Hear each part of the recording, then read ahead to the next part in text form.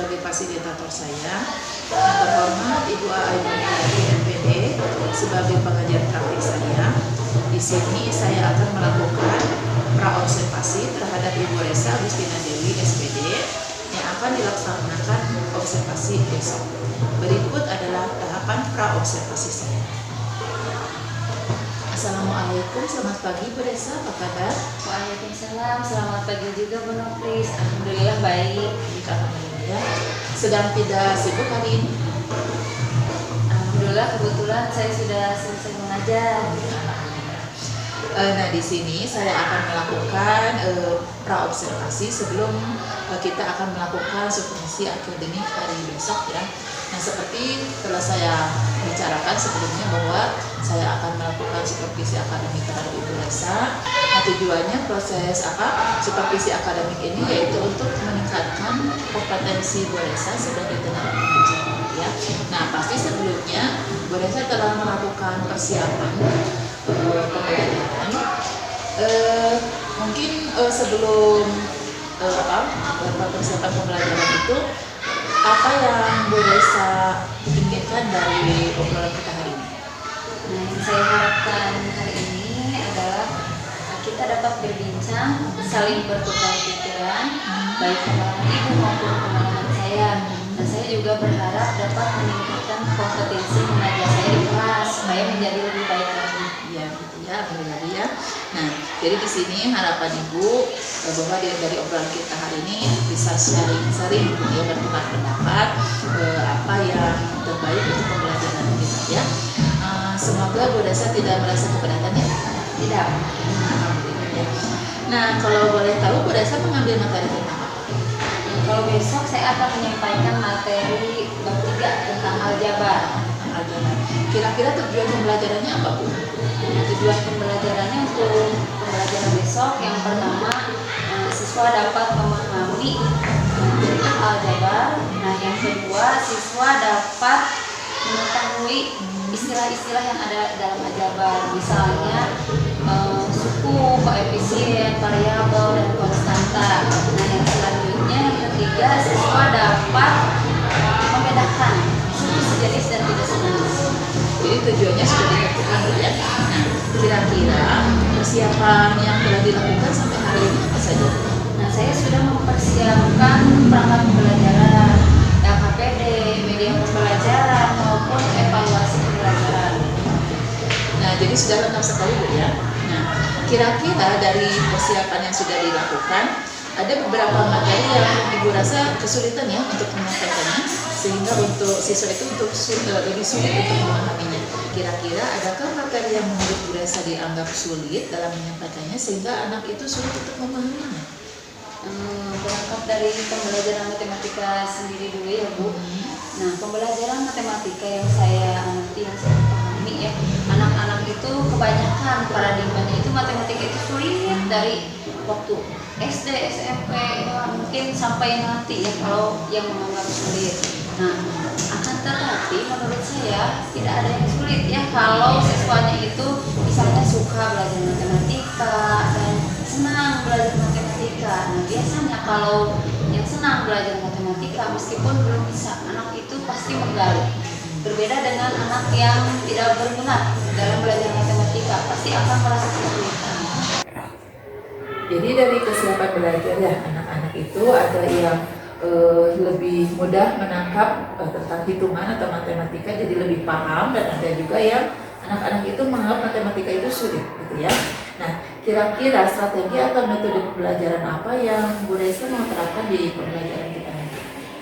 Berhubung kemampuan siswa dalam belajar matematika itu beragam, nah saya fasilitasi mereka dengan membuat media pembelajaran. Contohnya misalnya saya membuat LK. Saya membuat 2 LK yang bagi kelompok yang lebih paham, saya buatkan LK yang lebih menantang. Sedangkan bagi kelompok yang kemampuan kognitifnya sedang sampai rendah, saya buat LK yang lebih simpel dan lebih mudah. Gitu ya. Jadi di sini ada sudah dibuat perbedaan gitu ya, sudah diferensiasi. Nah, kira-kira coba ceritakan kegiatan belajar yang lebih secara singkatnya, coba. Nah, Nah, yang pertama mungkin biasalah ya Bu ya, kalau ke kelas, nah saya ke kelas dulu baru menyapa anak-anak. Nah, setelah menyapa anak-anak berdoa dulu. Setelah berdoa saya menyanyikan lagu Indonesia Raya supaya anak-anak itu supaya menumbuhkan cinta tanah air ya kepada negara kita. Nah, kemudian setelah menyanyikan lagu Indonesia Raya, saya menjelaskan secara singkat tujuan pembelajarannya itu apa saja. Setelah tujuan pembelajaran yang saya sampaikan, saya memberikan materi pemantik, materi pemantik gitu ya. Jadi pertanyaan pemantik supaya siswa itu dapat merespon dan mengetahui secara kontekstual permasalahannya itu. Jadi dijelaskan dulu secara kontekstual permasalahannya. Nah, baru nanti siswa mengamati gitu.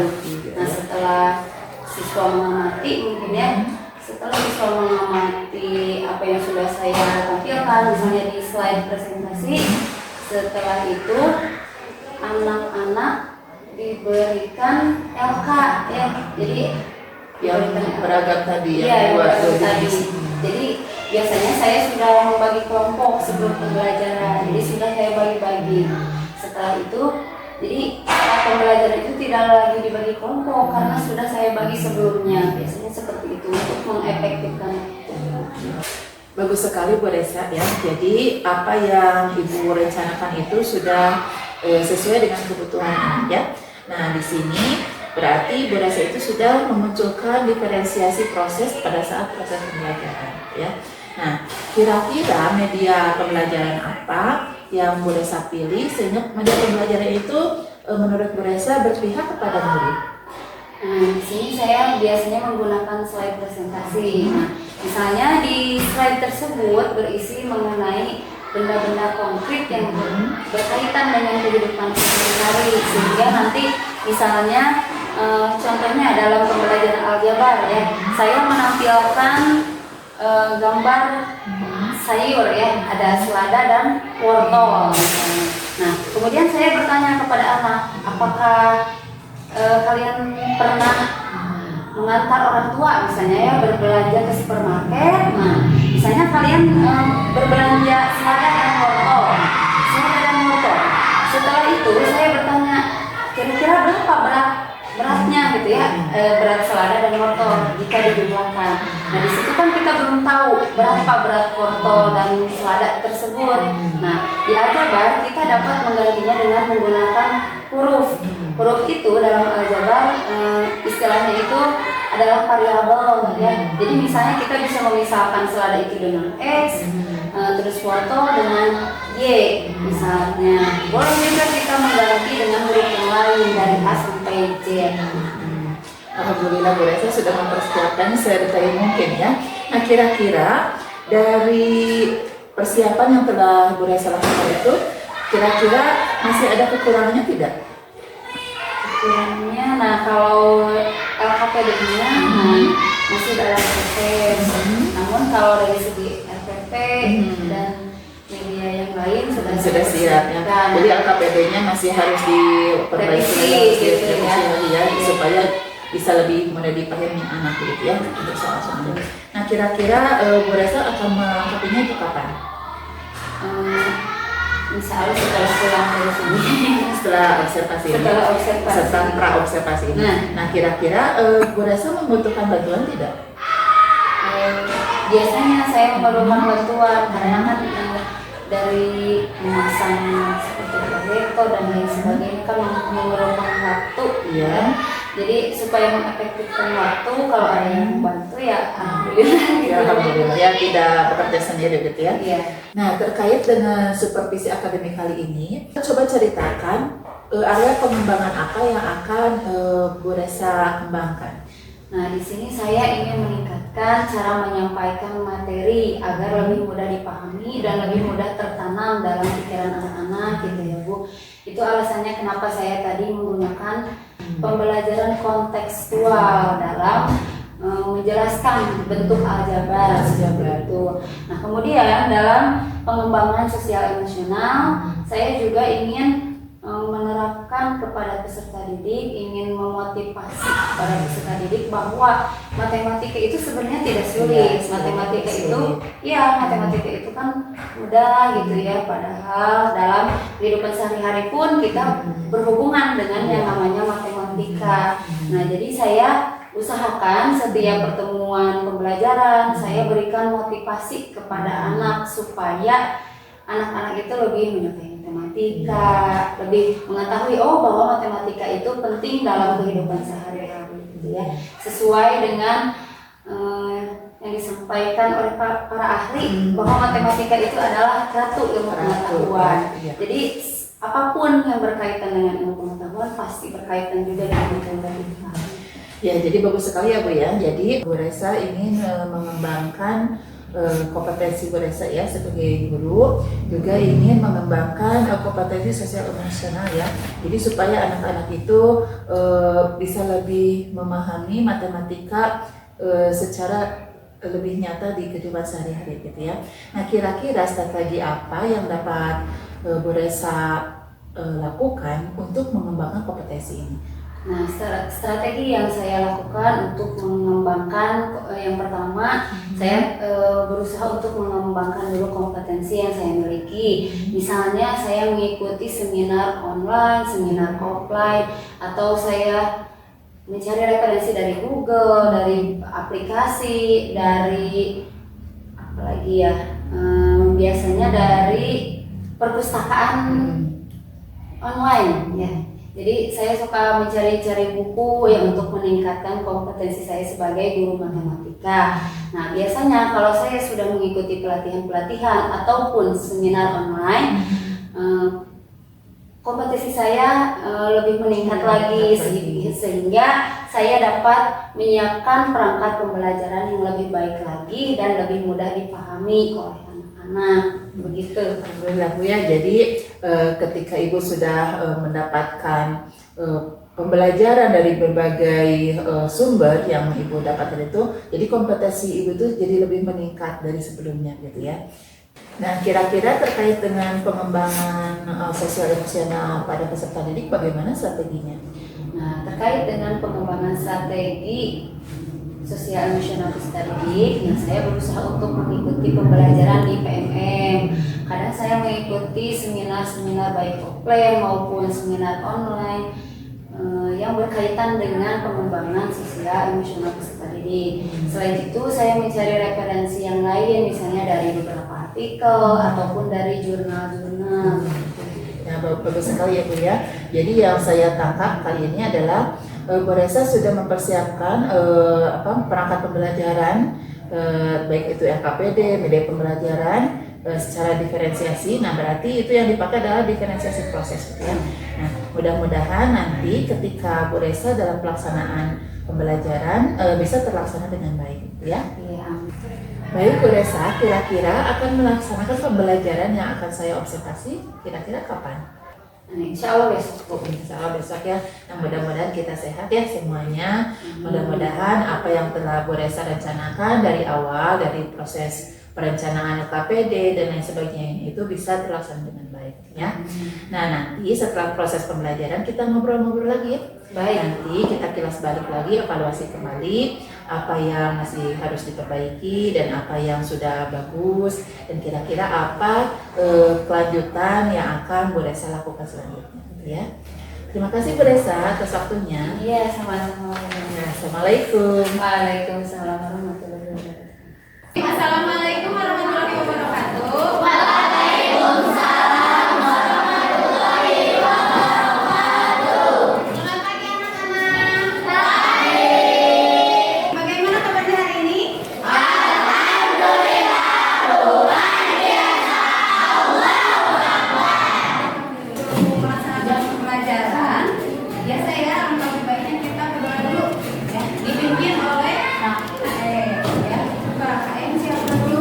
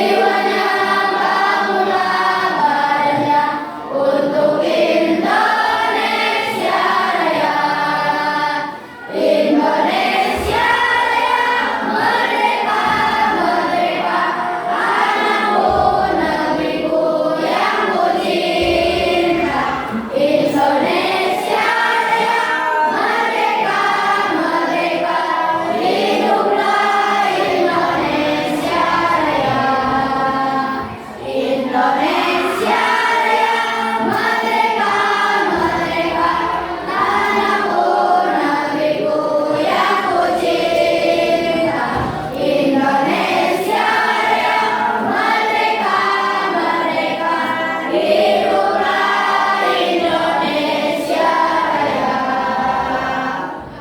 Alhamdulillah kita sudah menyiapkan lagu Indonesia Raya untuk anak-anakku sekalian, silakan duduk kembali. Terima kasih Ibu.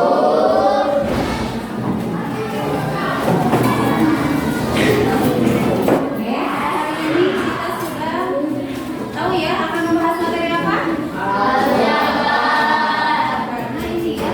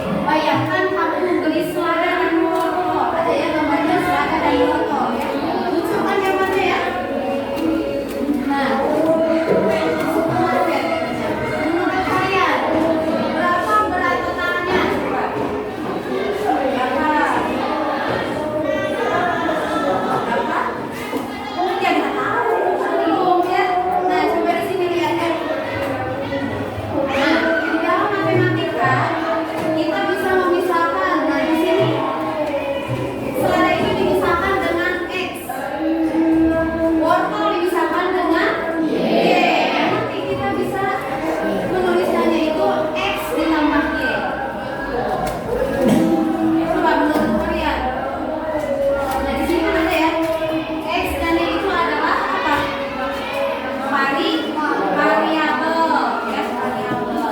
Apakah variabel hanya x dan y saja? Coba, bisa nggak misalnya ibu ganti dengan a? Bisa. Diganti dengan b? Bisa. Diganti dengan z? Bisa. Diganti dengan x, y, z? Bisa kan ya? Diganti dengan x, diganti dengan y, diganti dengan z. Pokoknya variabel itu adalah alfabet simbol.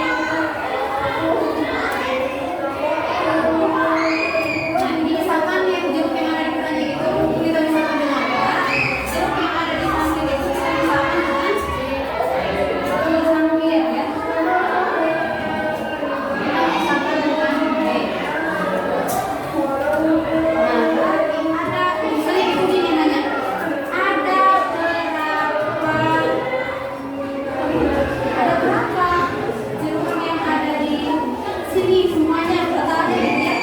Nah, berarti kalau ini berapa keranjang coba? Tiga, berarti tiga.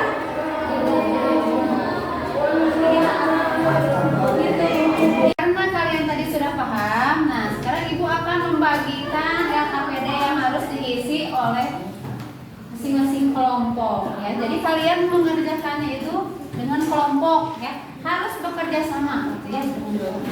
Siap? Siap. Boleh? Kelompok.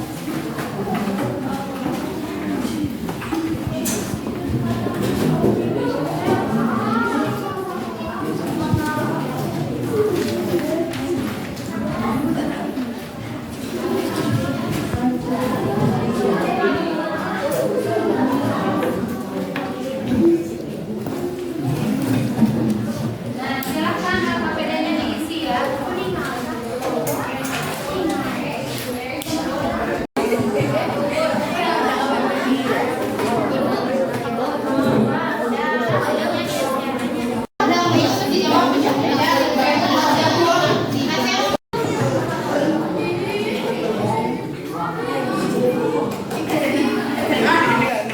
Baik anak-anak, sudah selesai isi LKPD-nya? Sudah. Nah, kalau sudah selesai, nah coba yang mau presentasi siapa? Fajar dulu Fajar. Mau Fajar? Oke, silakan ke depan. Ke depan. Fajar ini perwakilan dari kelompok berapa? Kelompok 5.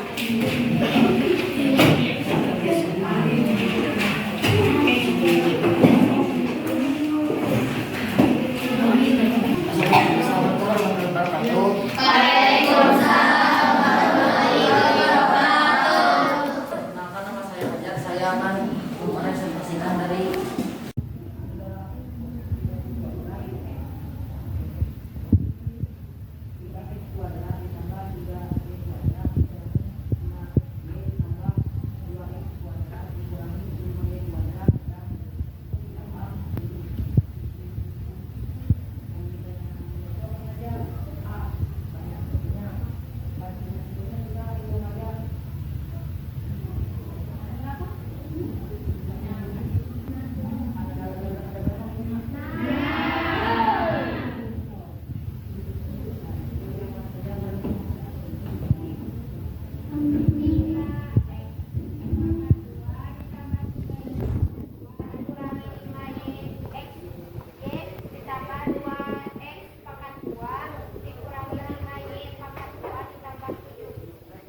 jadi ada berapa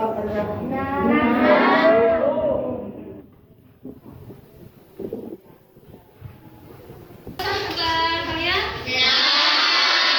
Nah, lanjut ke variabel. Coba variabel yang adanya. Yang sukunya ada berapa? 6. Ya.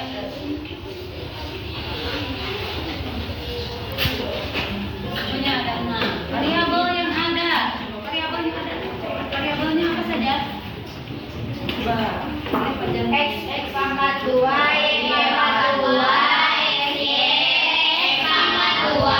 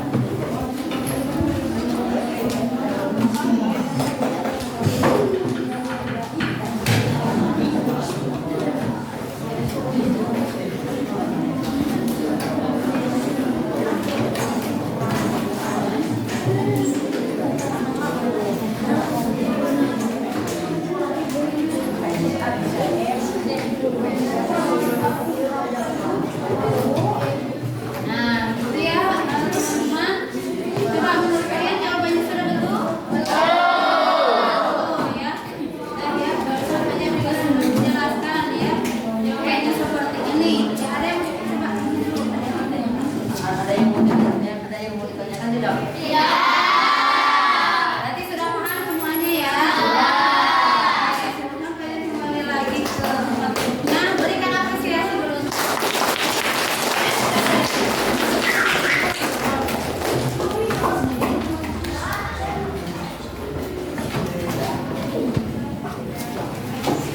Nah, jadi kesimpulannya pada pembelajaran hari ini kita belajar apa saja tadi?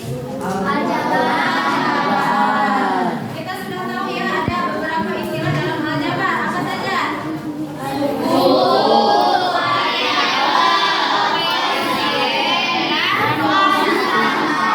Nah, kemudian kita juga bisa menentukan suku sejenis dan suku tidak sejenis. Ya gitu ya. Paham semuanya? Paham. Alhamdulillah pembelajaran hari ini dicukupkan sekian. Semoga ilmu yang sudah disampaikan ya tadi juga sharing dapat bermanfaat dan ingat selalu ya. Amin. Nah, untuk sekarang silakan kalian bereskan bukunya, masukkan ke dalam tas. Setelah siap, nanti berdoa dulu ya. Ya. Duduk siap. Sebelum pulang, kebajikan kita berdoa dalam hati berdoa mulai.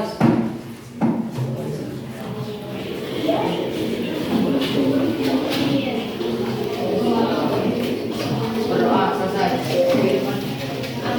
Yang beri salam.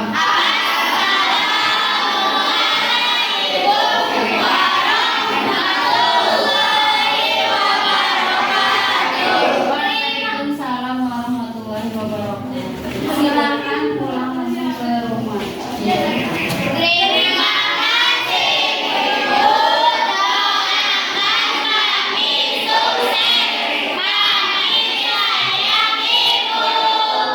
Amin. Terima kasih.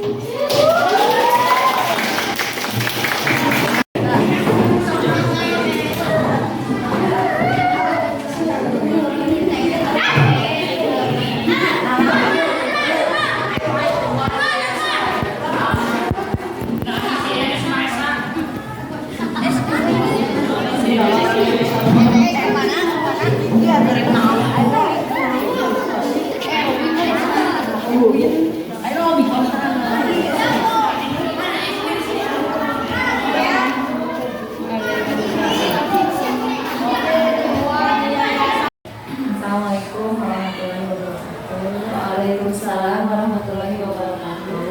Terima kasih Bu Nofri, sudah guru saya yang sudah menyempatkan untuk pendampingan tema ini. Alhamdulillah pada kesempatan ini sesuai dengan kesepakatan kita ya, otomatis bisanya hari Rabu sekarang.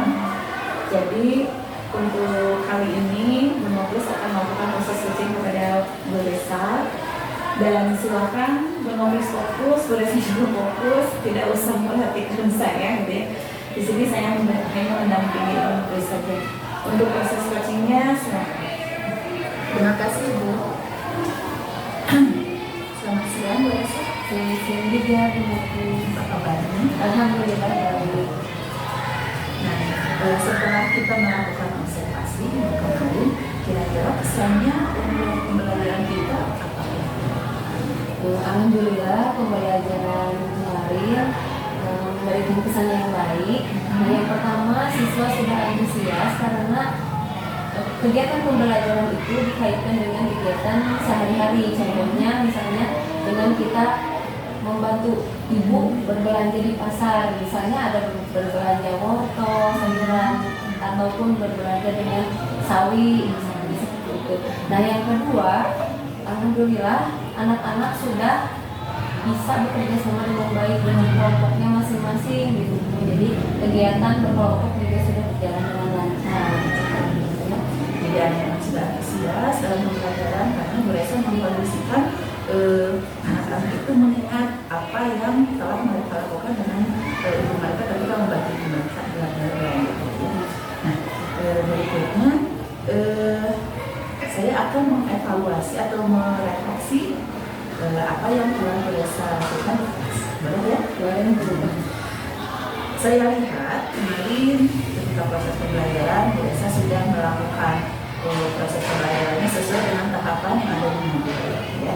Jadi modul yang telah Bu Esa buat sedemikian rupa yang berdasarkan diferensiasi proses dan ASD itu sudah tertata dengan rapi. Nah meskipun kadang-kadang realitanya begitu ya, ada beberapa hal atau kejadian yang di luar konsep. Nah, itu bisa ditanggulangi ya untuk beberapa kejadian. Nah, berikutnya juga LKPD yang telah dibuat sudah sesuai. Kemarin itu kan LKPD-nya ada 2 gitu ya. Yang pertama LKPD-nya untuk anak yang kemampuannya sudah baik gitu ya. Nah, yang kedua Saya buat KPD yang HOTS, ada soal-soal HOTS. Nah, untuk anak-anak yang kemampuannya sedang berkembang gitu ya. Jadi saya membuat KPD disesuaikan dengan kemampuan anak. Nah, itu merupakan salah satu pembelajaran diferensiasi itu ya. Alhamdulillah, jadi proses pembelajaran diferensiasi sudah terlaksana dengan baik meskipun ada beberapa hal yang di luar dugaan. Terus untuk pengembangan KSN-nya, Ibu sudah bisa meregulasi emosi gitu ya. Jadi memang matematika itu sulit menurut kebanyakan orang gitu ya. Matematika itu kan sulit, tapi Ibu saya lihat Ibu itu sudah menggiring opini bahwa matematika itu mudah dan bisa diaplikasikan dalam kehidupan sehari-hari gitu ya, kontekstual. Salah satu contohnya ketika anak-anak ikut berbelanja gitu kan, jadi anak-anak itu diberitahu ketika berbelanja berapa kilo itu faktor X atau ini berapa kilo itu faktor Y dan lain sebagainya. Jadi anak-anak itu akan lebih paham jika dikaitkan dengan kehidupan sehari-hari. Nah, jadi proses pembelajarannya sudah betul-betul kontekstual, jadi berpihak pada murid gitu ya. Nah, dengan demikian anak-anak pasti akan antusias karena dia itu mengalami sendiri apa yang menjadi persoalan atau apa yang soal-soal yang Ibu ajukan ketika proses belajar itu mereka mengalami sendiri. Jadi akan lebih paham karena mereka mengalami sendiri. Ya. Nah, itu mungkin untuk beberapa refleksi dari saya. Baik, terima kasih atas umpan baliknya Bu. Mudah-mudahan kedepannya saya bisa melakukan kegiatan pembelajaran lebih baik lagi dari sebelumnya. Nah, kira-kira supaya pembelajaran lebih baik lagi, apa yang perlu boleh saya tingkatkan dalam proses pembelajaran? Nah, yang pertama, kemarin kan saya membuat 2 LKPD ya Bu. Yang pertama, saya membuat LKPD untuk siswa yang kemampuannya sudah baik. Yang kedua, saya membuat LKPD untuk siswa yang kemampuannya masih berkembang. Dan ternyata yang harus saya lakukan, seharusnya saya membuat 1 LKPD saja, ya, tapi saya membagi anak-anak itu ke dalam beberapa kelompok yang heterogen. Jadi ada yang sudah berkemampuannya baik dan ada juga yang kemampuannya masih berkembang.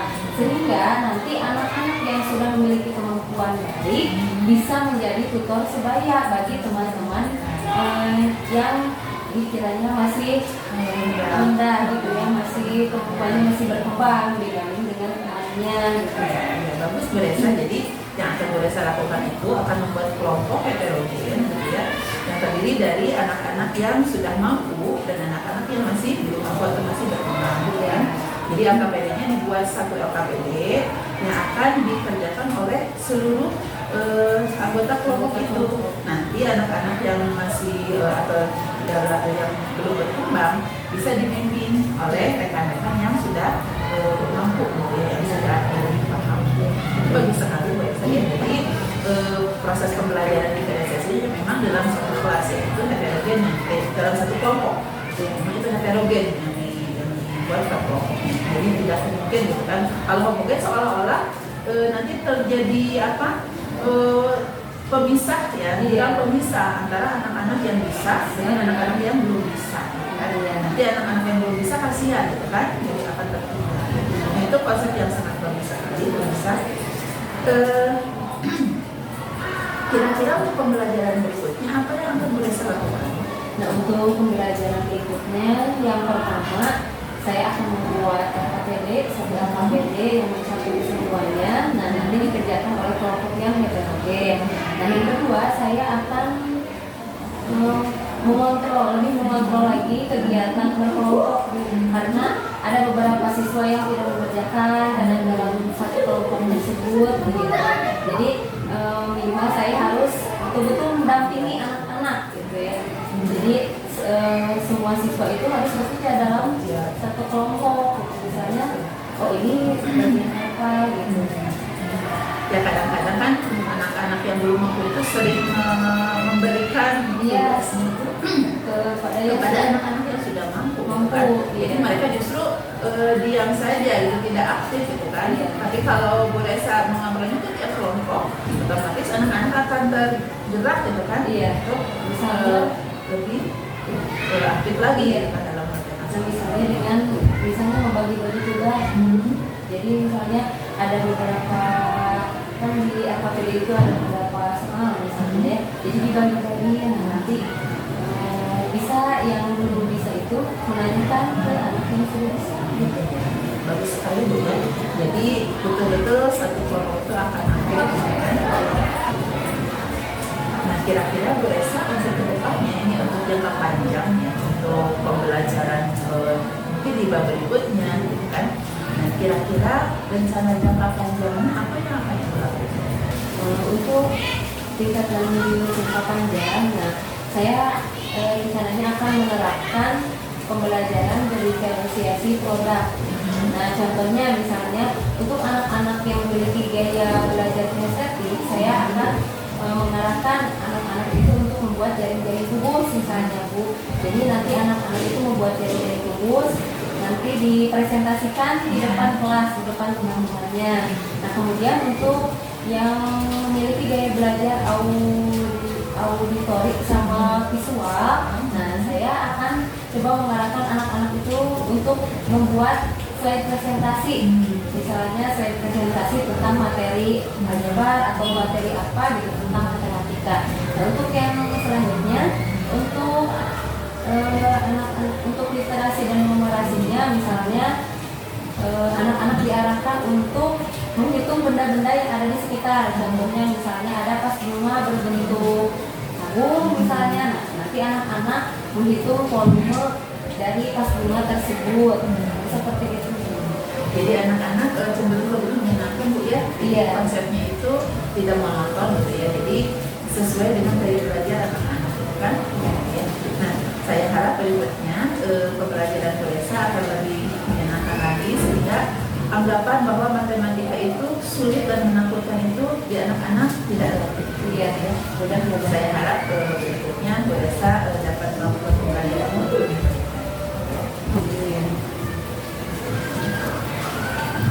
selesai itu Bu. Oke, tapi rumah. Amin. Terima kasih Bu, sama-sama. Itu untuk adik punya banyak. Terima kasih atas waktunya Ibu Nisa. Proses sebenarnya di Ini ditutup. Oh iya ya. Harus ditutup. Ya biar Bu Resa nanti pamit juga. Tapi sebelum pamit pas ditutup mungkin diberes dulu. Oh, Karena ada yang ingin ditanyakan, tapi tidak mesti serius banget ini. Tapi oh, jadi ada Oh. Wih Hadidina, iya tadi punya pertanyaan. tahu Tadi mana Jawa.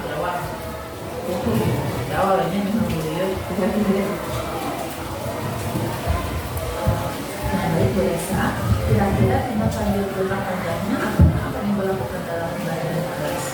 Untuk rencana kedepannya, saya akan menerapkan metode pembelajaran berdiferensiasi produk. Nah, jadi yang contohnya seperti ini, misalnya anak-anak yang memiliki gaya belajar kinestetik. Nah, saya akan arahkan untuk membuat misalnya kalau di materi geometrik, saya akan mengarahkan anak-anak untuk membuat jaring-jaring kubus. Misalnya nanti anak-anak itu mempresentasikan di depan kelas. Nah, kemudian untuk anak-anak yang memiliki gaya belajar auditori dan visual, saya akan mengarahkan untuk membuat slide presentasi. Misalnya anak-anak membuat slide presentasi tentang materi, salah satu materi matematika. Nah, untuk literasi dan numerasinya, nah saya akan mengarahkan anak-anak untuk menghitung misalnya benda-benda di sekitar. Contohnya ada vas bunga misalnya berbentuk tabung. Nah, saya akan mengarahkan anak-anak untuk menghitung berapa ini volume tabung dari vas bunga tersebut misalnya. Seperti itu Ya, jadi cenderung menyenangkan Bu ya. Jadi kalau konsepnya seperti itu, anak-anak itu akan menarik lagi ya. Jadi matematika anggapannya itu sulit, anggapannya itu matematika itu menakutkan gitu kan. Jadi belum apa-apa sudah tidak mau belajar ya kan. Nah, jadi anggapan ini sudah dikukus gitu ya dengan masuk pembelajaran yang lebih menyenangkan. Baik Bu Resa, terima kasih atas waktunya. Mudah-mudahan ke depannya Bu Resa dapat memberikan pembelajaran lebih tepat pada mereka. Jadi sama-sama Ibu. Terima kasih atas waktunya. Masih kembali. Silakan Ibu ada masukan. Ya, terima kasih kepada Ibu Mutis dan Ibu saya yang sudah lancar ya di dalam proses coachingnya, dan tentu saja coaching ini memang perlu waktu dan perlu pengalaman yang lebih banyak lagi agar Ibu Mutis dan Ibu saja lebih dapat menjiwai juga ya. Hanya untuk proses coaching yang sudah luar biasa pada hari ini, mungkin ada beberapa hal sih ya. Memangnya sudah bagus gitu ya ketika mencoaching Bu Resa. Nah, saya ingin mengingatkan kepada Bu Resa selama proses coaching dengan Bu Nuklis, apakah Bu Resa merasa nyaman? Alhamdulillah sangat nyaman. Sangat nyaman. Nah, itu pertama berarti proses coaching sudah berjalan dengan baik. Bagaimana perasaan Bu Resa ketika di coaching sama Bu Nuklis nih? Awalnya deg-degan ya, awalnya deg-degan ya. Tapi alhamdulillah setelah berjalan dengan lancar, kemudian apa yang Ibu sampaikan ini, Ibu itu berbagi ilmu kepada saya gitu. Ya, jadi apa yang Ibu sampaikan dapat menambah pengetahuan saya di proses belajar seperti itu. Baiklah Bu Resa, kemudian kalau menurut Bu Resa, apakah coaching ini manfaatnya bagi Bu Resa? Alhamdulillah ada Bu, ya ada.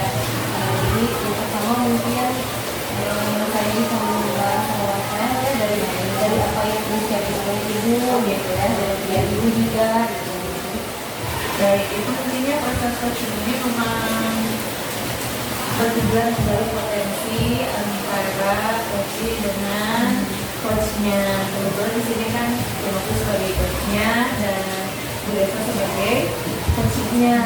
Dari tadi juga sudah tergali ya potensi Bu Resa sehingga sampai bisa mengedepankan rencana pembelajaran berikutnya. Akhirnya itu berarti kan kompetensi Bu Resa sebenarnya sudah maksimal gitu ya, dan Bu Nuklis hanya menguatkan. Jadi intinya coaching ini sudah berjalan dengan baik. Dan untuk coaching hari ini terima kasih ya Bu Nuklis dan Bu Resa. Tentu saja di sini ada kolaborasi ya antara Bu Nuklis dan rekan kerjanya di sini. Saya sebagai coachingnya merasa berpengalaman. Mungkin pertemuan untuk ini sudah selesai. Bu Resa, terima kasih atas waktunya. Kalau mau kembali keluar, Terima kasih Bu. Terima kasih Bu. sama-sama.